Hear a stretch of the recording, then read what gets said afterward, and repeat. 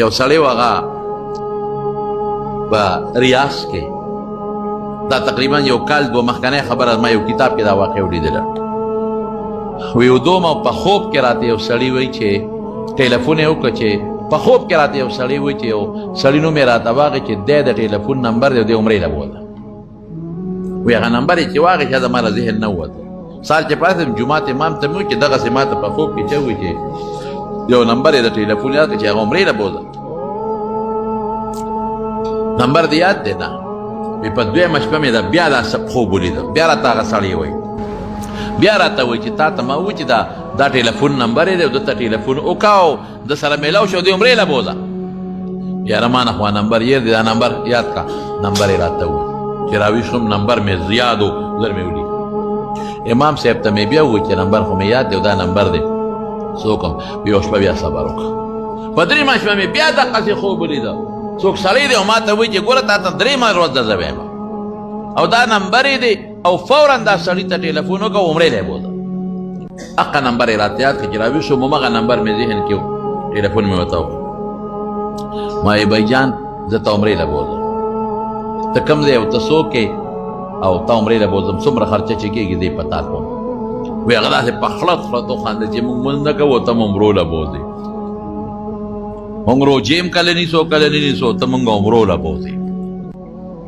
یاره اړه مې خفه شو چې خدای د څه مطلب دی خو ما چې دا کار به کوم ما ورته وی بھائی جان بات ته نه دوست دی نه مې رشته دار یې نه دې پېژنم نه مې پېژنم نه مې نه څه تمه شته خو درې شپې مې دا خوب ولیده او ستا دا نمبر درې شپې و چې ما له څوک راکوي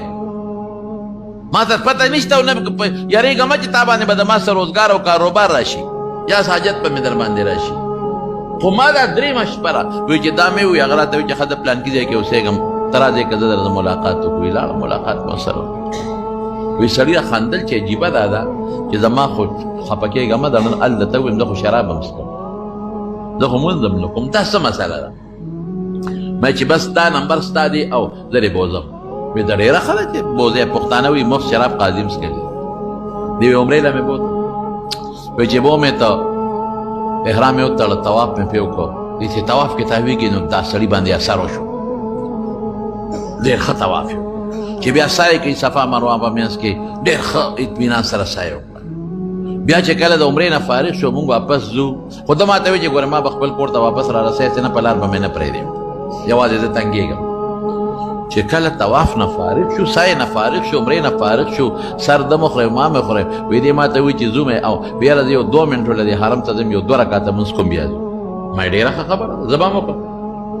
وایي چې حرم ته څنګه نه ننوتو ما خپل 2 رکعته وکړل او دې په لومړي رکعت کې په سجده پروت دی سر نه اوچتی یا خدای پاکه لکه ما مونځ وکړو تا اوسه پورې لومبۍ سجدې نه سر نه یې پورته کړی ناست یم خو سړی هم هغسې پروت دی هلته خو پولیس والی ویسې نه څه جنجال جوړ د مې واضح کړي چې دا زما ملګری وخت په سجده پروت دی چې هغه وړقو چې ویړقو ساتې وته ومړو خیر لاش مې اوچت کول او کور ته مې ورسو کور والا ته مې دغه چلو شو خو بس ټیک ده د خدای طرف نه وه بیبي نه مې تپوس وکړه چې دې سړي څه کار کړی وایي چې دا خو ډېر بېلمازه و ده سره خو زما په مانځه جګړې دا خو ډېر روژه خور و زما به ورسره په روژه جګړې چې روژه نیسه دا خو ډېر شرابي موت ظالمه خدای نه منې الله به درنه تپوس کړي شراب څکې دا خو ډېر شرابي نه څه یې کړي دي یاره یو عمل یې کړی دی څه دي وایي زمونږ په دې ګاونډ کې یو ښځه وه د هغې خاوند مړ شو ډېره جزانان غریبانان نو چې خاوند به څه مزدوري کوله څه نوړی روټۍ به یې راوړله ډېره جزانان و په هغې به د بچو ګزاره کېدله چې سړی مړ شو چې مړ شو نو خلک دې مړو له روټۍ راوړي دا مې دې پورې وي چې په مړو مه دی راکېږې چې کم کور کې مړ شي په خپله وله روټۍ یوسئ هغه غریبانان په غم کې پراته دي دی جمعه او دی څلوېښتېره او دی درېیمه ده او دا دنیا د سار نه 8 بجې ناست دي او تر ماسپښینه پورې په دیرۍ په 10-12 دیګو کار نه کېږي هغه غریب د ښځې کالي خرڅ کړي یا ولا څاروي خرڅ کړي یا ولا ځمکه خرڅ کړي ولې دا خلک راته ناست دي رانه نه دا به بلکل نه کوې ګوره دا زما ومنې دا خبره ته د حقیقت کومه په درېیمه کې یا په جمعه کې مړي دومره قسم په خدای خلکو د ګران شوي چې دا موږ ته خلک دا ځکه چې موږ ته خلک شکایت کوي مخکې ورځو کې مې راته چا وایي چې مهرباني لږ په تقریر کې دا ووایه موږ خو بېخ ووته بېخه مو وت خلک راشي بس په درېیمه دیرۍ موږ خو یو دیګروجې نه شو پخولی او په بلا شی را باندې دیرۍ څه ورسره وکړو بې شړلی هم نه شو یا په جمعه کې راکړه خپل او پردي ټول پراته لکه خو راوړی ولا که نه. خیر زما وروڼو خبره مې دې پورې کوله چې وایي دا صرف یو کار دی چې دلته هغه سړی مړ شو ښځه کونډه پاتې شو ماشومان بچي پاتې شو نو خلکو 3 ورځو پورې روټۍ ولې یوړه یوې وړه د هغه ښځې غریبې مزدوري خو بنده شو ځکه خاوند مړ شو ښځې خو بار مزدوري کولی نه شوه 3 ورځې خو ښځې او بچي خوراک وکړه به 4مه ورځ څه نشته چې نشته نو هغه ښځې په لوښو کې څه د خلکو نه هغه 3 ورځو چې څه پاتې ماتې هغه یې ګرم کړل په بچو باندې خوړل 4مه ورځ هم تېره شوه په 5مه ورځ بیا څه نشته خلکو هم روټۍ بنده کړه مزدوري هم نشته دې ښځې کور کې څه کباړ مباړ وغیره غونډ که وغیرې خرڅ کړه کباړ مباړ په هغې څه واخېستل بچو خوړل ورځ به په هغې ګزاره وشوه بیا څه نشته کور کې چې کوم زیاتي لوښي موښي وغیرې خرڅ کړل هغې په بچو خوړل بیا څه نشته خیر دا ښځه لاړه یو دوکاندار له په پرده کې دوکاندار ته وایي چې یاره زه راغلی مو ما له لږ قرض اوړه راکړه بچي راته نار دي نن 2مه 3مه ورځ ده جاړي راته ماشومان د لوګین او سوال هم ګناه ده نشم کولی او قرض راله راکړه چې ته زه کوشش کوم که چا طرف مزدوره شومه یا چاته کور کې نوکره شومه او چا را باندې خدمت وکړه در به کوم هغوی زه خپل کار کوه نیکبخت دی تا له قرض را تا ته پلار خاوند هم نشته بچي دې واړه دي ته ماله څه راکړې ویې رټله دا غریب واپس راکړه اوس دا هم وږي ده زامن هم وږي دي ماشومان بچي هم وږي دي دې کې مشر زوی دا 7 کالو نه جوړه شو دا لوګې دا لاسه غریب نه جوړه مور ورته سر ته ناسته ده آها خدای د داسې حال نه مو ساتي او مور ولا په سر باندې زور کوي د هغه غریب تبه او د لوګې د لاسه تبه ده او جاړي چغې وایي مورې خېټه مې خوږېږي مورې دړ مې دی مورې زما خېټه خوږېږي مور ورته سر ته ناسته ده په سر زور کوي او ماشومه خورې ده د 5 کالو یا 5 کالو غالبا هغه ولا او نور ماشومان خو واړه دي اوبه راوړي کله په سر اچوي او د بیجان له کله په خپو اچوي چې زما رور به جوړ شي ناستی مورې څه نشته چې د خولې کې ور واچومه بچي اوبه شته بل څه نشته اوبه شته دا واخله بل څه دي دا ماشومه خورې څه وایي دې مور ته وایي مورې دا بیجان به مې کله مري زما دا رور به کله مري بچي دا دې څه وایي وی نه که نه مونږ خو د لوږې مړه شو که دې مړ شي او 3 ورځې خو به بیا خلک ډوډۍ راوړي ګزاره به وشي ګران کار دا ماشوم دا مورې پاسېده او خدای ته ودرېده یا الله ازمایش کې پرته یم خدایه ته په خپل کار ښه پوهېږې موږ نه پوهېږو الله دې سره څه وکړم د دې ماشوم او دې بچو سره څه وکړم دې ښځې دا فریاد کړی دی او دې خواته زما دا خاوند دا چې کوم خاوند زما شرابي و مونځ به یې نه کو روجې به یې نه نیولې وایي ما ته وایي چې ښځې یو خبره مې را یاده شو دقه ټیم دی بیا چې وروسته معلومات وکړه یا ښځې یو خبره مې یاده او د مونږ ګاونډ کې سړی چې مړو ښځه بچي بیا څه کوي خو به د لوږې مړه شوي هله هله شابه دا ډوډۍ راکړه خوراک راکړه په منډه یوړه ښځې که ماشومان ولې یوړه او په هغې باندې وخوړه ماشوم باندې مو خوړه په هغه خویندې مو له وخوړه په هغه ماشومان وروڼو او په ښځې او دې ډیوټي مقرر کړه چې سار او ماښام چې ډوډۍ پخی د دین پخوه زه به غرمه سار ناشته غرمه روټۍ او ماښام روټۍ که ځینې ته به بورقه په سره وړې به دقه یو کار یې کړی دی بلې اسم نه دی کړی رب العالمین ورسره څه چل وکړه خدای پاک یې خاتمه بالایمان او د طواف او الله والا بل سړي ته به عمرې لی بوځه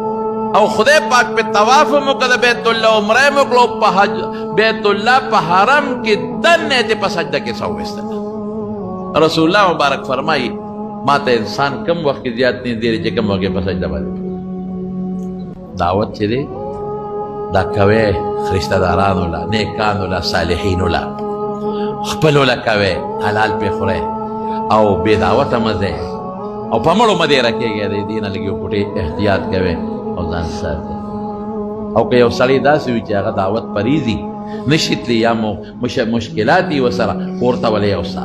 ماما دې دی تره دې دی ترور دې دا غریبانان دي یا بل څوک دي وایي ها دعوه نغدې ور مولانا شرف علي تانوي رحمت الله علیه دا مې د شیخ صاحب نه اورېدلي وو شیخ حسن شهید رحمت الله علیه نه او مولانا شرف علي صاحب په کتاب کې مې ولیدل وایي 3 قسمه دعوت دی 3 قسمه یو دا دعوت دی چې ته دعوت وکړې او څوک راوغواړې او کور پې روټۍ وخورې وایي دا ادنا دعوت دی وایي ځکه چې څوک دی چاله څوک دی راوغوښتل نو ادې مو کړو او ځان دې مو کړو ښځه بچي دې مو کړو وایي دویم متوسط دعوت دی ادا دی چې کور پوخ کې او میلمه لی کور ته یوسي چې د پرېږده څه به یې کړومه نو یې ښځه بچي دې مو کړول ځان هم خو مېلمه دې د کړو نه بچ کړ بل مېلمه به یې مخوري کور ښځه بچي به یې مو سره وخوري په هغې به ډېر خوشحاله شي او اعلی دعوت دا دی چې نغدې وله ورکړو ښځه بچي دې هم د کړو نه خلاص کړه ادې خلاص کړه په نغدو هغه خوښه ده که جامې پې ځان لالي که ډوډۍ اخلي که چرګ خوري او که پیتي خوري د مارڼو دا مې څه اصول او آداب د شریعت په رڼا کې درته ذکر کړل الله پاک ذوالجلال دی په دې زموږ عمل نصیب وګرځولي کړي او خدای پاک دی موږ تاسو له د خیر او د برکت ژوند راکړي رزق حلال دی خدای موږ تاسو له راکړي الله یې د حرامو نه وساتي خدای پاک دې د اتفاق او د اتحاد ژوند نصیب کړي او الله یې د سنتو مطابق زندگی زموږ نصیبه کړي دې زموږ جومات او د مدرسې ته دعا کوي چې خدای پاک د خپلو غیبي خزانو نه د جوړولو بندوبست وکړي د خپلو غیبي خزانو نه او بعضې دوستان دې زموږ رشید خان دی دا زموږ دلته د محلې ملګري دي هغوی پکې لګیا دي او خدمت پکې کوي هغوی دپاره هم دعا کوي دا مامون دی د حاجي صاحب نجیب حاجي صاحب زوی دی هغه پکې خپل کار کوي یا سه نور پکې خپل د محلې ملګري خدمت کوي د محلې خلک روټۍ ورکوي دا چې څومره مزدوران دي ټولو دپاره دعا کوي چې خدای پاک د دواړو جهانو خیر او برکت نصیب کړي او د هغې اجرونه خدای په دواړه جهانه ورکړي چا چې وقف کړی دی د هغوی خویندې ټول خاندان دی خدای د خیر او د برکت ژوند نصیب وګرځولی کړي او الله پاک چې څونه میلمانه راغلي دي یو ځای بل ځای نه خدای د ټولو د عافیت او د برکت ژوند نصیب کړي او خوشحالۍ نه بیمارونه پاک زندگی نصیبه کړي داسې بعضې دوستان دي زموږ یو ملګری دی د هغه لور بیماره ده د یو مرزو د میرې دعا کوي چې الله روغ صحت ورکړي باید دوستانو ټلیفونونه کړي چا مور پلار بیماران دي چا کورونو کې مریضان دي الله ټول له شفا ورکړي چې اولاد نه الله نارینه اولاد ولا ورکړي